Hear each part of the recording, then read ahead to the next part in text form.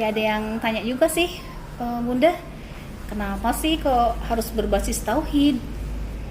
Kenapa kan terapinya kan biasanya cuman untuk melepas emosi yang negatif atau sakit fisik misalnya gitu ya, yang sering biasanya datang ke saya vertigo, migrain, eh, apa sakit mah misalnya kalau fisik ya.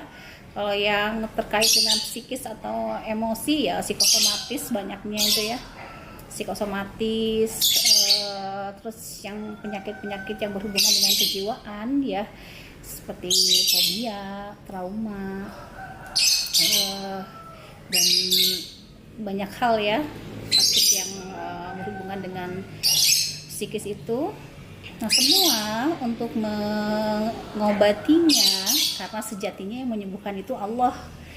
Jadi kita itu bisanya hanya mengobati. Dan yang pertama yang saya tanamkan kepada semua klien-klien saya, baik itu terapi secara personal atau 1-2 orang ya, paling banyak kalau ke rumah itu keluarga misalnya 5 orang gitu, atau terapi massal yang dalam jumlah yang besar. Yang pernah saya alami itu, yang pernah saya lakukan itu jumlahnya 1.700 orang, terapi massal bersama-sama ya. Pertanyaannya, kenapa sih Bunda kok harus berbasis tauhid? Karena itu yang paling mudah dilakukan menurut saya, menurut pengalaman saya menghadapi banyak klien. Kenapa saya katakan yang paling mudah? Karena sebenarnya tidak perlu diajari. Semua manusia dilahirkan ke dunia ini sudah diinstal oleh Allah dengan membawa potensi ketauhidan atau hasrat dorongan untuk bertuhan, hasrat dorongan untuk mencari Tuhannya, hasrat dorongan untuk dekat dengan Allah. Dan karena dia memang diciptakan oleh Allah, karena setiap manusia diciptakan oleh Allah, berarti dalam dirinya tuh ada unsur Allah. Menurut Al-Quran, aspek yang ada dalam diri manusia kan ada ruh, ada akal, dan jasad. Karena ruh adalah ditiupkan oleh Allah, maka di dalam ruh kita sudah terinstal, dan yang menginstal itu Allah loh. Dalam ilmu hipnoterapi yang saya pelajari, yang sebelumnya saya combine dengan ilmu tauhid. Kalau hipnoterapi yang murni ya, bukan hipnoterapi Islami atau kombinasi dengan yang lainnya, itu kan melakukan reprogramming atau menginstal ulang program yang negatif. Program yang negatif itu dibuang, kemudian ditanamkan, disugestikan program yang positif ke arah goalsnya. Nah, itu yang membantu mereprogramming dan menginstal ulang adalah manusia. Nah, manusia saja yang menginstal ulang dengan melalui komunikasi dalam hingga ke dalam pikiran bawah sadarnya, karena program manusia itu kan ada di dalam pikiran bawah sadar, stay-nya tuh ada di dalam pikiran bawah sadarnya. Jadi untuk merubah perilaku seseorang, baik dia orang yang ini yang sekarang sering banyak masuk ya setelah ada COVID ini, dan sampai sekarang masih ada itu, karena anak-anak sering lama di rumah sampai hampir 4 bulan ya, 3,5 bulan sampai 4 bulan, dan anak sudah mulai terpola dengan gadgetnya. Sekarang pasien yang banyak itu anak yang kecanduan game, bahkan yang kecanduan pornografi juga. Nah, sebenarnya perilaku itu adalah produk dari mindset. Jadi perilaku produk, mindset itu adalah pabriknya. Ya percuma kita menerapi produknya, ngotak-atik perilakunya, sementara dia hanya hasil produksi dari pikirannya. Jadi yang harus dibetulkan adalah program pikirannya. Nah, program pikirannya itu ada di dalam pikiran bawah sadar, karena setelah masuk ke dalam program pikiran maka akan menjadi pengendali terhadap perilaku. Ya dibetulkan itu programnya, di reprogramming ya, diinstal ulang, dan yang melakukan adalah dirinya sendiri sebagai manusia dibantu oleh seorang hipnoterapis. Hipnoterapis hanya mengarahkan guider ya. Hipnoterapis itu adalah guide. Jadi kalau misalnya orang yang nyetir navigatornya hipnoterapis gitu. Jadi sebenarnya hipnoterapis itu nggak ada yang jago. Yang jago tuh dari sisi hipnoterapis lah ya, dari sisi hipnoterapis sebenarnya yang jago itu ya kliennya sendiri.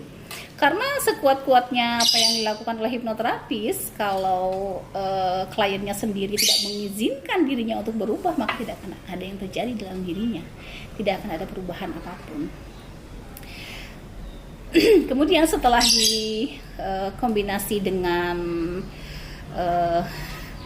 ilmu tauhid, biasanya kalau hipnoterapi murni itu kan biasanya pencarian akar masalah dulu.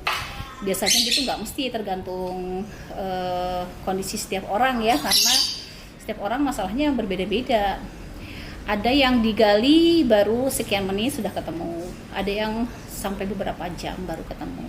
Kemudian mulai terapi, kemudian sesi terakhir, bisa pertemuan yang ketiga, bisa adalah penguatan ya, evaluasi apakah programnya sudah mulai bekerja atau tidak. Tetapi setelah dikombinasi dengan ilmu tauhid, ternyata tidak butuh waktu yang segitu lama. Tidak perlu ada 3 kali pertemuan, satu pertemuan kadang 2-3 jam, itu tidak perlu. Karena apa? Karena yang disentuhnya adalah sesuatu yang sudah terinstal, dan yang menginstalnya itu adalah yang maha kuasa, yang menciptakan kita, yaitu Allah Subhanahu wa Ta'ala, di mana di dalam dirinya sudah terinstal jiwa ketauhidan, itu sudah ada. Jadi tidak perlu diajari, tinggal diaktifkan saja, tinggal diaktifasi. Jadi sekuat-kuatnya sugesti yang dilakukan oleh manusia, tetap lebih kuat install yang diberikan oleh Allah, yaitu install ketauhidan yang sejatinya setiap manusia secara fitrah itu artinya dia lahir dari ibu manapun dengan membawa potensi itu yang kuat melekat dalam dirinya, gak akan pernah hilang selamanya, karena yang bisa itu adalah Allah. Mungkin akan hilang kalau dia sudah mati gitu ya. Nah itulah, dengan mengaktifasi bahwa dirinya itu adalah hamba Allah, dibawa kepada kesadaran yang murni. Ketika seseorang masuk ke dalam fase sudah menyadari dirinya itu siapa, dirinya itu adalah hamba Allah. Kemudian setelah tersadarkan bahwa dirinya itu adalah hamba Allah, maka dia akan terdorong untuk berserah diri, karena orang itu tidak akan bisa bertawakal tanpa bertauhid. Orang bisa bertawakal dengan tawakal yang sebenarnya itu maksudnya bulat-bulat gitu ya, 100% kepada Allah ketika dia sudah mengenal Allah. Dan mengenal Allah itu sebenarnya tidak perlu diajari, karena sudah terinstal, hanya butuh diaktifkan saja. Nah, untuk membypass agar lebih cepat, lebih mudah, dan lebih efektif untuk teraktivasi install yang sudah diberikan oleh Allah, itu adalah dengan suasana seseorang masuk ke dalam gelombang otak theta. Jadi tujuan seorang terapis mengkondisikan klien untuk masuk ke dalam gelombang otak theta, di mana pada saat itu sugestibilitas seseorang menjadi meningkat. Bahkan pintu pintu kritis seseorang itu menjadi tertutup pada saat itu. Jadi pintu kritis itu nggak bekerja, akhirnya mudah untuk diajak komunikasi dalam pikiran bawah sadarnya.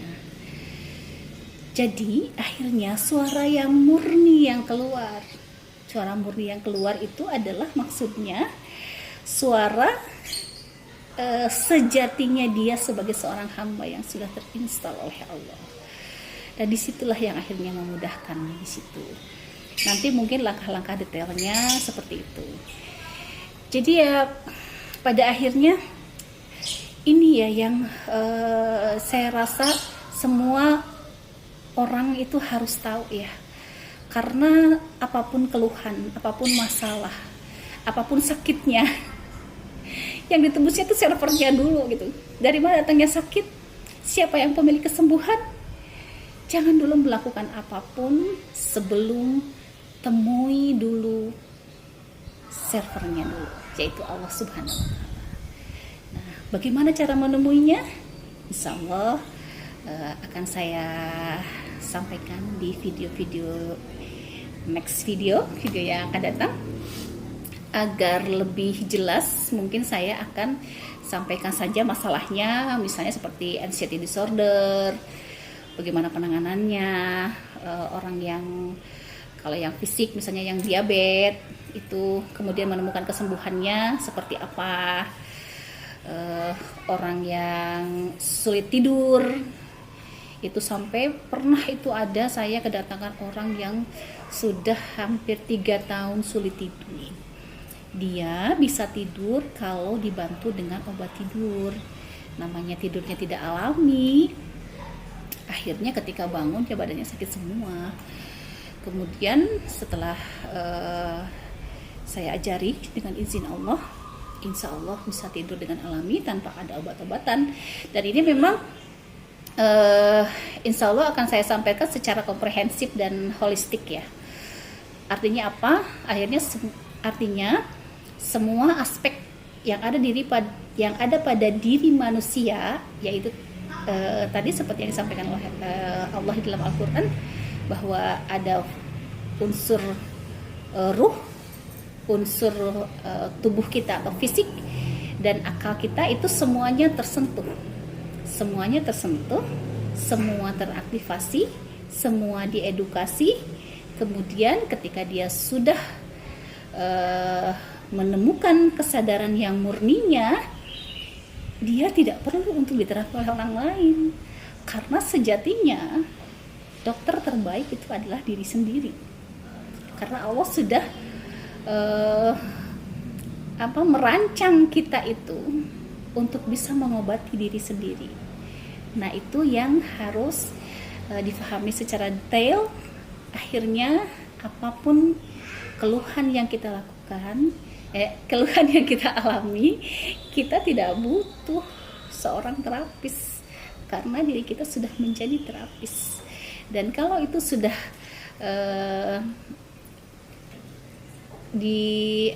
dipraktekkan, diaplikasi untuk mengobati diri kita sendiri, insya Allah akan sangat mudah untuk membantu sebanyak-banyaknya orang untuk menemukan bahagia sejatinya bersama Allah, menemukan kesembuhannya, kesembuhan lahirnya dan batinnya, kesembuhan jasmani dan rohaninya, kesembuhan seluruh aspek dirinya, ruhnya sembuh, akalnya sembuh, jasadnya juga sembuh. Itu semua dengan izin Allah. Nah, bagaimana polanya? Kita sebenarnya nggak perlu cari kemana-mana, Allah sudah siapkan semuanya. Karena tidak ada agama manapun yang selengkap Islam, semua sudah disiapkan. Kita tinggal mempelajari saja, insya Allah semua sudah ada. Dan namanya ilmu yang datang dari Allah, karena mutlak kebenarannya, ya kita harus sami'na wa ata'na, menerima bulat-bulat ya, bulat-bulat artinya tanpa kecuali. Karena apa? Karena ya mutlak kebenarannya gitu. Kalau kita menerima ilmu terapan atau ilmu yang datang manusia seperti ilmu psikologi, kan ilmu terapi itu psikologi modern ya, itu kemungkinan celah, ada kesalahan dan kelemahannya itu pasti ada. Kenapa? Karena dia lahir, ilmunya lahir atas temuan manusia. Siapa sih manusia itu? Manusia itu dalam dirinya tuh ada potensi takwa dan ada potensi fujur juga, ya. Ada kelebihan dan ada kelemahannya juga. Karena ada kelemahannya, maka kemungkinan ada sisi kelemahan dalam setiap ilmu yang diciptakan oleh manusia itu pasti ada. Maka yang paling pertama untuk kita jadikan rujukan utama dan pertama dan utama adalah ilmu Allah dulu, yang sudah yakin mutlak kebenarannya. Setelah itu dipelajari betul-betul, ikut polanya Allah, ikut mekanisme bagaimana turunnya pertolongan Allah, ikut saja itu. Akhirnya teknik-teknik terapi yang lain yang ditemukan oleh manusia itu menjadi nomor sekian. Mungkin seperti itu dulu dari saya. Sampai ketemu di video yang akan datang. Assalamualaikum warahmatullahi wabarakatuh.